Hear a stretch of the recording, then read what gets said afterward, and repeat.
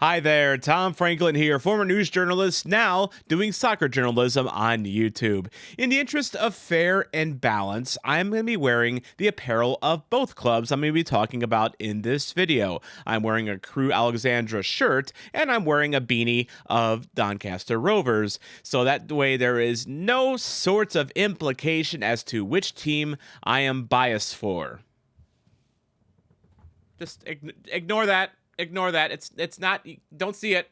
Actually, that scarf kind of helps me out because I don't have to wear this warm beanie on a very warm day in the middle of America. It's a battle of Cinderellas in League Two. One club's story is worthy of its own Disney Plus documentary, but Deadpool's not an owner, so that's not happening. And the other club relies on its youth like few in the English pyramid. It's Doncaster versus Crewe, and it's the playoffs. It's the greatest comeback in the Football League. It's the run of form we needed for the season. There are 4 teams still playing football. We're one of the 4. Why shouldn't it be us? Hold up. Can we talk about this? Die in Crewe, Rovers till I die. Is this the most grim promotion playoff we've ever seen in English football, or is this just part and parcel of the diehard culture of English football, which I'm guessing it's probably the latter, which I deeply respect, actually. As American sports fans know, the playoffs are an exciting time to be a sports fan. It's human nature to strive to be the best, and in America, playoffs are the crucible in which the best of the best is determined. But playoffs have an entirely different meaning across Europe and in England, where beneath the Premier League, the best of the best is determined in the regular season. Automatic promotion spots are given to the best regular season clubs, and then the best of the rest get thrown into the playoffs for that final promotion spot. And in League Two, we have a very, very interesting playoff scenario. In one semi, you have the reviled MK Dons, people still upset over that whole Wimbledon business. They're taking on Crawley Town. And in the other, more intriguing matchup, you have Doncaster Rovers against Crewe Alexandra. Now, as a disclaimer, I am a Doncaster Rovers fan from here in the middle of America. I went to Doncaster last month for the Wrexham match, and I fell in love with the club and its fans, and it's why I'm doing this video. Okay, much better. But I also come from a journalistic background, and I believe in getting both sides of the story. So I'm pleased for this video to have my Donny mate Chal on for the Rovers perspective, as well as Stuart from the Railwaymen podcast for the Crewe perspective. Now, it's impossible to discuss both Donny and Crewe without talking about where they were less than 3 months ago. February 10th, Crewe was in a dogfight for promotion and just vaulted above Wrexham and Barrow in the table. They were in solid form, winning 5 of their last 7. They'd make it 6 and 8 3 days later with a 3-1 win at the eventual League Two winners, Stockport County. Meanwhile, Doncaster were at their lowest point, sitting in 22nd and having not won a match since New Year's Day. On February 10th, they did beat Tranmere Rovers in the Battle of Rovers. I actually don't know if the Battle of Rovers is a real thing in England. If it were America, it probably would be because, well, we're tacky. Flash forward to today, when the narrative has been completely flipped for both teams. Crewe's form has crashed back to earth hard. If I'm being quite honest with you, I think it's more that the season's caught up with us than anything specifically gone wrong. We've got one of the lowest budgets in the league. We were predicted to finish near the bottom of the league. We have exceeded expectations, both from our club, from our fan base, from what we were expecting, from what experts of League Two were expecting. While Doncaster Rovers Twitter might be one of the happiest places on earth.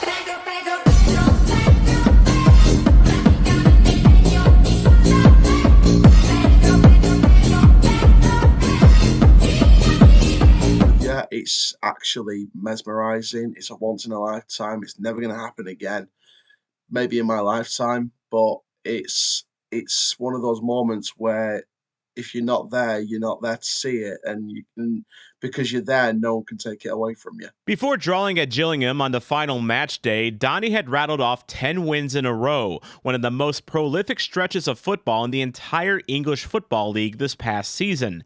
As for Crewe, they've only won twice since the beginning of March, and one of those wins was against Sutton United, who are being relegated to the Vanarama National League. As Stuart points out, Crewe has dealt with a lack of squad depth due to injuries. When we're talking about what's gone wrong, that would be it. There's not really any feeling amongst the fan base that we've blown it or we've wasted our opportunity or anything like that. No one's blaming the manager, no one's blaming the players, no one's blaming the club. It's just one of those things. If you're going to support Crewe Alexandra, if you're going to support a team that historically is not in the Premier League, I think you have a little bit more patience and a little bit more realism about what's going to happen with your football club. So this leads us to the promotion playoff, which begins on Monday, May 6th, and then concludes on Friday, May 10th. Because Doncaster are the higher seed, it will be Crewe Alexandra that hosts the first game at Gristy Lane, while the EcoPower Stadium is the site of the game on Friday in Doncaster. Thimothée Lo-Tutala, the Doncaster loanee from Hull City, has been a revelation in net, but he had received a one-match ban for handling the ball outside the box in the final game against Gillingham.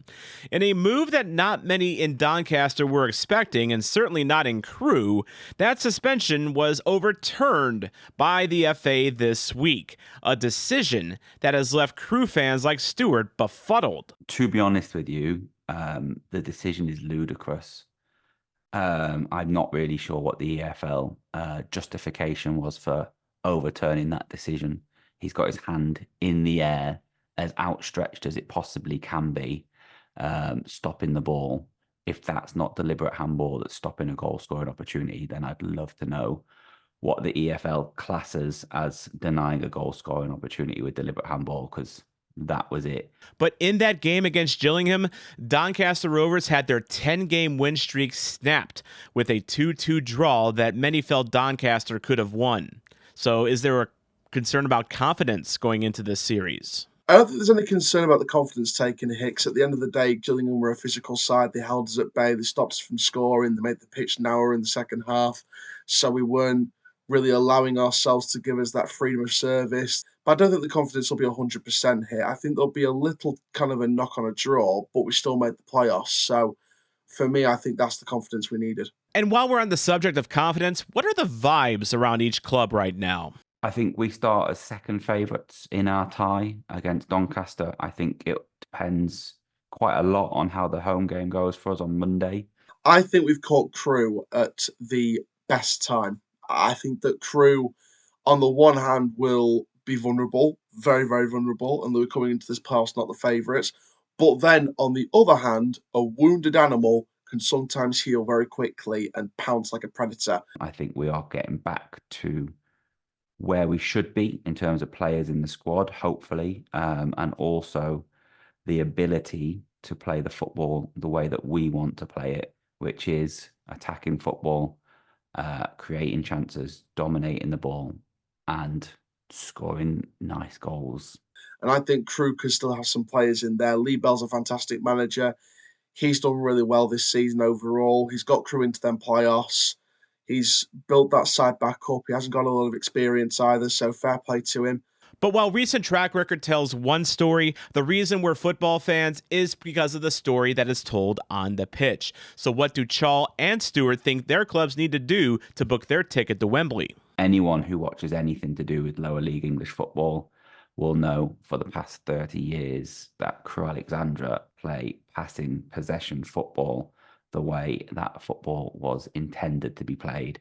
We are not going to be launching it long ball. We're not going to be doing anything other than trying to get the ball, trying to pass it, trying to not create chances in that way. So we could be matching up with them at the right time, hold them to ransom physically, hold them to ransom mentally, keep them on the back foot, keep making ruthless decisions against them, keep counter-pressing and pressing them high, use the high line, track back with pace, And for me, I think Crewe could be a very, very wounded animal. But like I said, they could pounce at any minute, so we have to make sure we're switched on at the back. And the most important thing, how do our experts see this series playing out?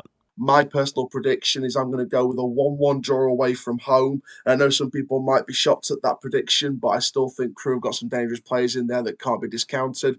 And in the second leg at home, I'm going to go with a 2-0 win. I think the second leg will do the job for us. We want it. We'd like it.